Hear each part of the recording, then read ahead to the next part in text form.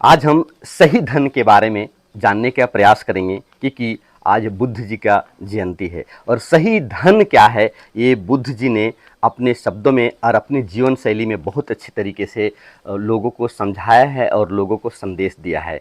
तो जो बुद्ध जी थे वो राजा उद्बोधन के पुत्र थे।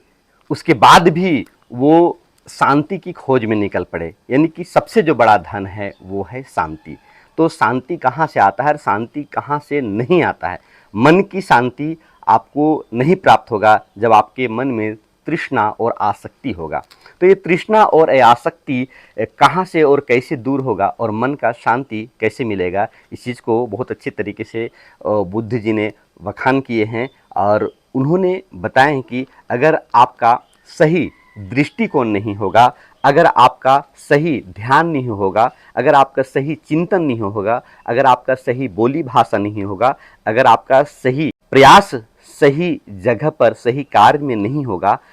और ये जागरूकता अगर आपके मन में नहीं आया है, आपके मन में नहीं होगा, तो आप सही और मन की शांति को आप खोज नहीं सकते हैं। इसलिए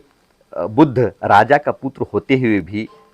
वो मन के शांति के लिए निकल पड़े और उन्होंने ज्ञान प्राप्त किए और मन को शांति मिला, उनको मोक्ष मिला। उन्होंने एक बार आपको ध्यान होगा कि उन्होंने जब ध्यान करने के लिए बरगद झाड़ के नीचे बैठे थे, कड़ी धूप में तपस्या कर रहे थे, उस समय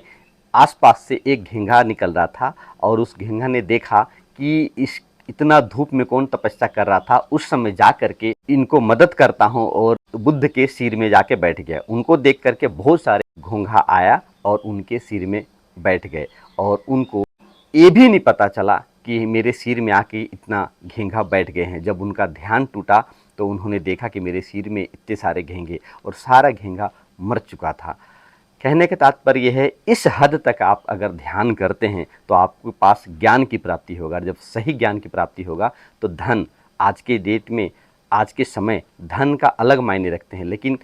अगर हम बुद्ध से सीखें तो सही धन जो वो होता है मन का शांति होता है। तो आप भी सही जगह पर ध्यान करें, सही ज्ञान की प्राप्ति हो, तभी आपके मन को सही शांति मिलेगा और वही शांति ही सही धन है।